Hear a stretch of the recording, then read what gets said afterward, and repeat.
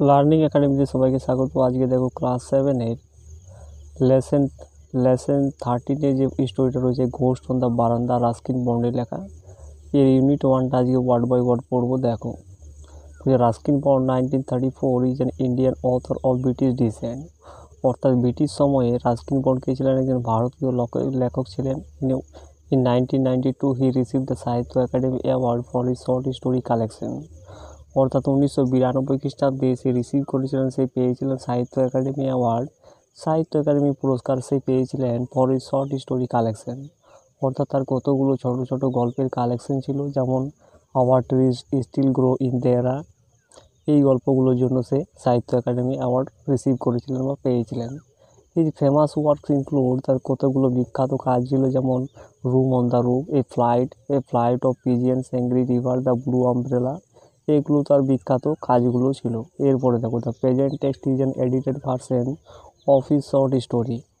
অর্থাৎ এই যে আমাদের বর্তমান যে পাঠ্যটা রয়েছে এটা একটা এডিটেড ভার্সন, এটা একটা সম্পাদিত একটা version of his short story, তার এই ছোটো গল্প ঘোস্ট অন দ্য বারান্দা।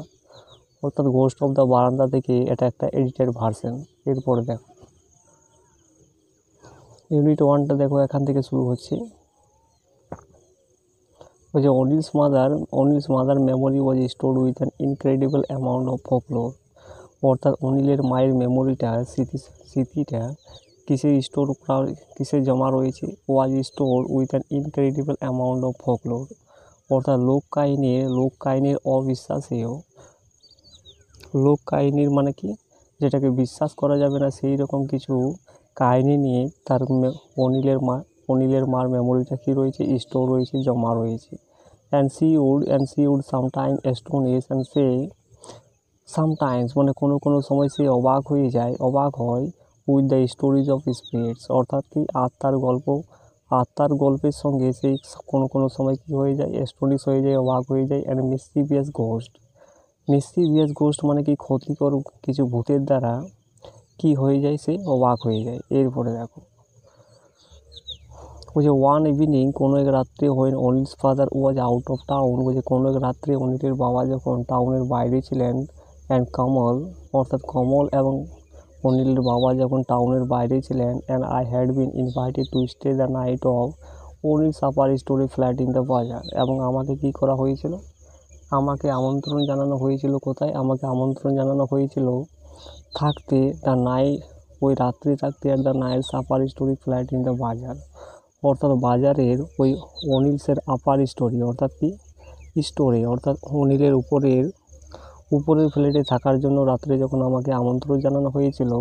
His mother began to tell us about the various types of ghost.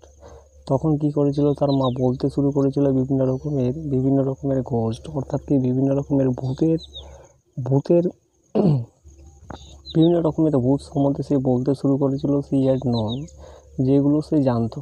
এরপরে দেখো বলছে Mulia the maid servant, Mulia কে ছিল, মেড সার্ভেন্ট ছিল, having just taken a bath, সে স্নান করার পরে কেম আউট অন দ্য বারান্দা, সে বারান্দা থেকে বেরিয়ে এসেছিল উইথ আর হেয়ার লুজ। অর্থাৎ চুলগুলো ছেড়ে সে বারান্দা থেকে বেরিয়ে এসেছিল স্নান করার পরে। এরপরে দেখো my girl you ought not to leave your hair loose like that. বলছে মাই গার্ল, বলছে মেয়ে, তোমার উচিত নয়, বলছে তোমার কি উচিত নয়, টু লুজ ইউর হেয়ার, ও তোমার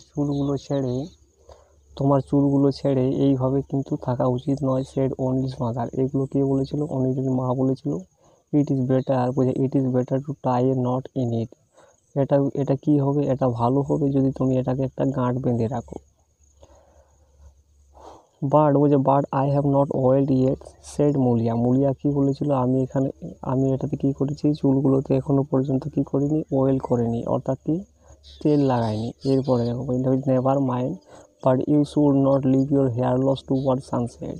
বলছে নেভার মাইন্ড, কোনো মনে করো না, but you should not leave your hair loose toward sunset. বলছে সূর্যাস্তর পরে তোমার উচিত নয় চুল ছেড়ে এরকম কি বাইরে বেরিয়ে যাওয়া। এরপরে দেখো দেয়ার আর স্পিরিটস কল জিন্স, বলছে দেয়ার আর স্পিরিটস, বলছে আত্মাগুলো রয়েছে, তাদের নাম কি jinns, who are attracted by long hair, যারা কিসে আকর্ষিত হয়, লং হেয়ারে, অর্থাৎ লম্বা চুলের উপরে তারা আকর্ষিত হয়। অ্যান্ড প্রেটি ব্ল্যাক আইস, এবং সুন্দর কালো চোখের দ্বারা তারা আকর্ষিত হয়। ওই জিনগুলো লাইক ইয়োর্স, যেমন তোমার রয়েছে। They may be tempted to carry you away, এবং তারা প্রলুব্ধ হতে পারে may be tempted to carry you away, অর্থাৎ তারা প্রলুব্ধ হয়ে যেতে পারে তোমাকে নিয়ে যাওয়ার জন্য। এরপরে দেখো how dreadful exclaim Molia, Molia exclaim অর্থাৎ বিস্ময়ের সঙ্গে বলেছিল হাউ ড্রেডফুল, কতটা ভয়ানক। Hardly tying a knot in her hair, সে সঙ্গে সঙ্গে তাড়াতাড়ি কী করেছিল, তার চুলের মধ্যে একটা গিঁট বেঁধেছিল। And going indoors to be on the safe side, এবং চলে গিয়েছিল ইনডোরসে, ভিতরে, to be on the safe side, অর্থাৎ একটা নিরাপদ একটা জায়গায় সে চলে গিয়েছিল ভেতরের মধ্যে। এরপরে দেখো Kamal Anil and I sat on a string cot, Kamal Anil এবং আমি বসেছিলাম কোথায়, স্টিং কটে বসেছিলাম, ফেসিং অনিলস মাদার, এবং অনিলের মায়ের দিকে মুখ করে আমরা বসেছিলাম, হু স্যাট অন অ্যানাদার কট, এবং যে কোথায় বসেছিল অর্থাৎ অনিলের মা কোথায় বসেছিল, একটা অ্যানাদার কোটে, অন্য একটা কটে সে বসেছিল। এরপরে দেখো she was not much older than 32, সে কি 32 অর্থাৎ 32-এর বেশি বয়স তার কিন্তু নয়। And had often been mistaken for Anil's elder sister, এবং সে হয়তো ভুল করেছে ফর অনিলস এল্ডার সিস্টার, অর্থাৎ বড় বোনের জন্য কী করেছে, সে হয়তো ভুল করে ফেলেছে। এরপরে দেখো can you see jinns aunty, I asked, আমি জিজ্ঞাসা করেছিলাম, তুমি কি জিন্স দেখেছো, ওই আন্টিকে অর্থাৎ অনিলসের মাকে জিজ্ঞাসা করছে। সামটাইমস হি সেড, সে বলেছিল যে কোনো সময় হয়তো দেখেছি আমি।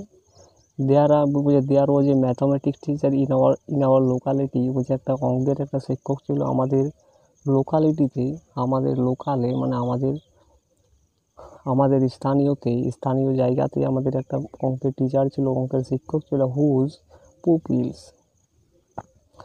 পুপিলস মানে কি, তার ছাত্ররা were about the same age as you, তার ছাত্ররা কী ছিল, তোমাদের মতোই কী ছিল, সেম এজ ছিল, সমবয়সেরই ছিল। এরপরে দেখো one of the boys was very good, ওই ছেলেগুলোর মধ্যে একজন ছিল খুবই ভালো অ্যাট হিজ লেসন্স, তার শিক্ষাতে ওই ছেলেগুলোর মধ্যে একজন কী ছিল, খুবই ভালো ছিল। ওয়ান ডে কোনো একদিন while he sat at his desk in a corner of the classroom, কোনো একদিন যখন সে বসেছিল কোথায়, ক্লাসরুমের শ্রেণীকক্ষের কর্নারে বা শ্রেণীকক্ষের কোণের কোনো একটা ডেস্কের উপর যখন সে বসেছিল, the teacher asked him to fetch a book, এবং শিক্ষক তাকে কী বলেছিল কী করতে, to fetch a book from the cupboard, cupboard থেকে একটা বই নিয়ে আসতে যখন তাকে বলেছিল, which stood at the far end of the room, ওই বইটা কোথায় রাখা ছিল, অর্থাৎ রুমের ফার এন্ড, অর্থাৎ কি ঘরের মধ্যে কোনো একটা দূরের শেষে, ঘরের একটা দূরের শেষে কোথায় রাখা ছিল, ওই বইটা রাখা ছিল। শিক্ষক ওটাকে কী বলেছিল, সেটাকে যে বইটা নিয়ে আসতে। এরপরে দেখো the boy who felt lazy that morning, ওই ছেলেটা সে অনুভব করেছিল লেজি, অর্থাৎ কি অলস অনুভব করেছিল সেই সকালে, did not move from a seat, সে কী করেছিল, সে যেতে চেয়েছিল না তার সিট থেকে, তার বসার জায়গা থেকে। এরপরে দেখো he merely stretch out his hand, সে কী করেছিল, সে তার হ্যান্ডটাকে কী করেছিল, হাতটাকে স্ট্রেচ করেছিল, অর্থাৎ সে বিস্তার লাভ করেছিল। Took the book from the cupboard, এবং সে টুক দ্য বুক এবং বইটাকে নেওয়ার জন্য কী করেছিল, কাপবোর্ড থেকে বইটাকে নেওয়ার জন্য তার হাতটাকে সে বিস্তার লাভ করেছিল। And handed it to the teacher, এবং handed it to the teacher মানে কি, এবং বইটা তুলে দিয়েছিল টিচারের কাছে। এভরিওয়ান ওয়াজ অ্যাস্টনিশড, সবাই অবাক হয়ে গিয়েছিল, অ্যাস্টনিশড মানে অবাক হয়েছিল, because the boys arm had stretch about 4 years, সবাই অবাক হয়েছিল কেননা ছেলেটার হাতটা কী হয়েছিল, বিস্তার লাভ করেছিল 4 ইয়ার্স, অর্থাৎ 4 ইয়ার্স পর্যন্ত তার ওই ছেলেটার হাতটা কী করেছিল, বিস্তার লাভ করেছিল, বিফোর টাচিং দ্য বুক, অর্থাৎ বিফোর টাচিং দ্য বুক মানে কি, ওই বইটাকে স্পর্শ করার জন্য ওই ছেলেটার হাতটা কী করেছিল, 4 ইয়ার্স পর্যন্ত বিস্তার লাভ করেছিল। দে রিয়েলাইজ, তারা বুঝতে পেরেছিল, হি ওয়াজ এ জিন, সে একটা জিন বটে। And that was the reason for his being so good at games and exercises which required great agility, এবং সেটাই একটা কারণ ছিল ফর ইজ বিং, সেটাই একটা কারণ ছিল তার ভালো হওয়ার জন্য অ্যাট গেমস অ্যান্ড এক্সারসাইজেস, অর্থাৎ খেলাধুলোতে এবং এক্সারসাইজে তার ভালো হওয়ার জন্য এটাই একমাত্র কারণ ছিল, হুইচ রিকোয়ার্ড গ্রেট এজিলিটি, যেটা কী করে, যেটা প্রয়োজন অনুভব করে মহান কি এজিলিটি, এজিলিটি মানে একটা স্পিড, একটা দ্রুততা, অর্থাৎ ভালো খেলার জন্য এবং ভালো এক্সারসাইজ করার জন্য কি প্রয়োজন হয়, একটা দ্রুততা প্রয়োজন হয়। তো এটা তার কাছে ছিল, যেহেতু সে একটা জিন ছিল। এরপরে দেখো বলছে ওয়েল আই উইস, ভালো বলছে আমি ইচ্ছা প্রকাশ করি, আই ওয়াজ জিন, আমি একটা জিন, সেড অনিল, এটা অনিল বলেছিল, specially for volleyball matches, specially মানে কি বিশেষ করে ভলিবল ম্যাচের জন্য আমি একটা জিন হতে চাই বা জিন হওয়ার আমি ইচ্ছা প্রকাশ করি। Anil's mother then told us about munjia, Anil's mother তারপরে কি বলেছিল, আমাদেরকে মুঞ্জিয়া সম্পর্কে বলেছিল। এ মিসচিভিয়াস গোস্ট, একটা ক্ষতিকর একটা ভূত ছিল, who lives in lonely peepul tree, যে বাস করতো কোথায়, একাকী একটা পিপুল ট্রিজের মধ্যে, গাছের মধ্যে সে বাস করতো। হোয়েন মুঞ্জিয়া ইজ অ্যানয়েড, যখন মুঞ্জিয়া বিরক্তকর হয়ে উঠেছিল, অর্থাৎ অ্যানয়েড হয়ে উঠেছিল, ইরিটেটেড হয়ে উঠেছিল, হি রাশেস আউট, সে বেরিয়ে পড়েছিল, ফ্রম হিজ ট্রি, তার গাছ থেকে সে বেরিয়ে পড়েছিল, অ্যান্ড আপসেট টঙ্গ্যাস, এবং সে কী করে ওয়ারিড হয়ে পড়েছিল, টঙ্গ্যাস বুলো কার্টস, কাদের উপরে সেই বিরক্তিকর হয়ে উঠেছিল, টঙ্গ্যাসের উপর, বুলো কার্টসের উপর, and cycles, even a bus is known to have been upset by a Munjia, এমনকি একটা বাসও জানতো বা জেনেছিল, to have been upset by a Munjia, একটা বাসও কী হয়েছিল, ওয়ারিড হয়ে পড়েছিল ওই মুঞ্জিয়ার দ্বারা। এরপরে দেখো বলছে if you are passing beneath a peepul tree at night, যদি তুমি পাস করো, যদি তুমি ওই পারাপার হও ওই পিপুল ট্রি, ওই পিপুল গাছটার নিচে রাত্রিবেলাতে, ওয়ার্ন অনিলস মাদার, অনিলের মা এটাকে কী করেছিল, সাবধান করেছিল বা সতর্ক করেছিল, be careful not to yawn without covering your mouth, be careful বলছে তোমরা যত্ন হও বা তোমরা সতর্ক হও, নট টু ইয়ার্ন উইথাউট, হাই না তুলে, উইথাউট কভারিং ইউর মাউথ, অর্থাৎ মুখটাকে না ঢেকে, হাই না তুলে, or snapping your fingers in front of it, অর্থাৎ স্ন্যাপিং ইউর ফিঙ্গার্স, অর্থাৎ কি আঙুলগুলোকে কট করে কামড়ে না কামড়ে কী করবে, ইন ফ্রন্ট অফ ইট, অর্থাৎ কি ওই গাছটার নিচে আঙুলগুলোকে কট করে না কামড়ে এবং মুখটাকে কভার না করে এবং হাই না তুলে কী করতে হবে, এই গাছের নিচে তোমাদেরকে পারাপার হতে হবে। এরপরে দেখো if you don't remember to do that, যদি তোমরা এটা স্মরণ না করো বা যদি এটা মনে না করো এবং এই কাজটা না করো, বলছে Munjia will jump down your throat, Munjia কী করবে, ওই ভূতটা কী করবে, ওই ক্ষতিকর ভূতটা কী করবে, তোমার উপরে জাম্প ডাউন করবে, তোমার উপরে, তোমার গলার উপরে কী করবে, লাফিয়ে পড়বে, and completely ruin your digestion, এবং সম্পূর্ণরূপে তোমাকে কী করে ফেলবে, কমপ্লিটলি রুইন, এবং সম্পূর্ণরূপে তোমাকে নষ্ট করে ফেলবে, তোমার ডাইজেশন, অর্থাৎ তোমার যে হজম শক্তি রয়েছে, ও কমপ্লিটলি রুইন ইয়োর ডাইজেশন, অর্থাৎ তোমাকে সমস্তটাই তোমাকে কিন্তু গিলে ফেলবে। তো এই হয়ে গেল। তো ভিডিওটা ভালো লাগে চ্যানেলটাকে সাবস্ক্রাইব করো এবং পাশের বেল আইকনে প্রেস করে রাখো।